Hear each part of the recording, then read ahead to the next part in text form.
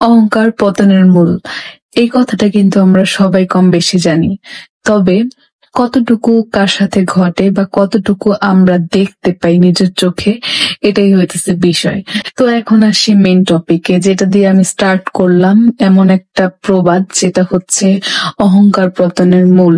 এই জিনিসটা দিয়ে আসলে আমরা চারপাশে অনেক কিছু দেখি অনেক সময়, যেটা অহংকারে একটা ব্যক্তি বা কিছু ব্যক্তি বা একটা ফ্যামিলি মাটিতে পা ফেলে না। অবশ্য ঘোড়া যেরকম হয় ওরকমই তো হবে লতা পাতা, এটাই তো স্বাভাবিক, তাই না?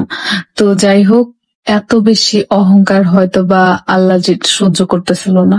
কারণ মানুষকে মানুষ না ভাবা, মাটিকে মাটি না ভাবা, মাটিতে পা না ফেলা, এরকম একটা বিষয়ে কিন্তু আমরা জড়ায় পড়ি। অনেক সময় দেখা যায় অহংকার করতে করতে যে আমরা কি করতেছি, কার বিষয়ে কি করতেছি, কার ক্ষতি করে ফেলতেছি, কার সাথে আমরা কতটুকু মানে কি বলে মিসবিহেভ থেকে শুরু করে সবকিছু করে ফেলতেছি, এটা কিন্তু আমরা বুঝি না।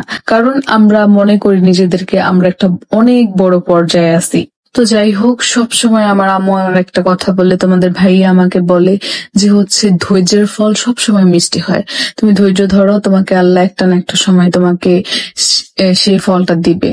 তো হচ্ছে গিয়ে আমাদের সাথে অনেক অন্যায় হয়েছে, অনেক ব্যাপার স্যাপার হয়েছে, যখন আমি অনেক কন্ট্রোভার্সির শিকার হয়েছি, আমাকে অনেকে অনেক ধরনের ব্লেম দিছো, অনেকে অনেক ধরনের কথা বলছো, সবকিছু মিলাই আমি কিন্তু চুপ ছিলাম। আমার দিক থেকে আমি অনেক কম কথা বলছি, মানে যেটা বলার দরকার সেটা পর্যাপ্তটা বলি নাই। তবে আমার ব্যাপারে যতটুকু মিথ্যা বলা হয়েছিল আমি আমার ব্যাপারটা ক্লিয়ার করছিলাম। তবে যতটুকু বলি নাই ততটুকু হয়তোবা তোমরা এর মধ্যে ক্লিয়ার হয়ে গেছো। আর সবচাইতে বড় কথা হইতেছে যে ধৈর্যের ফল আসলে মিষ্টি হয়। সত্যের জয় সব সময় হয়, মিথ্যাবাদীদের জয় কখনোই হয় না। একটা না একটা সময় এটা দেখাই যায়।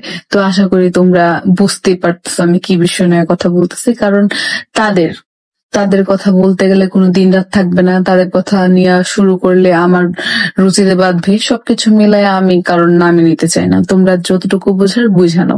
যাই হোক, কথা হইতেছে আমি সারাদিন আজকে কি কি করতেছি এটাই কিন্তু তোমাদের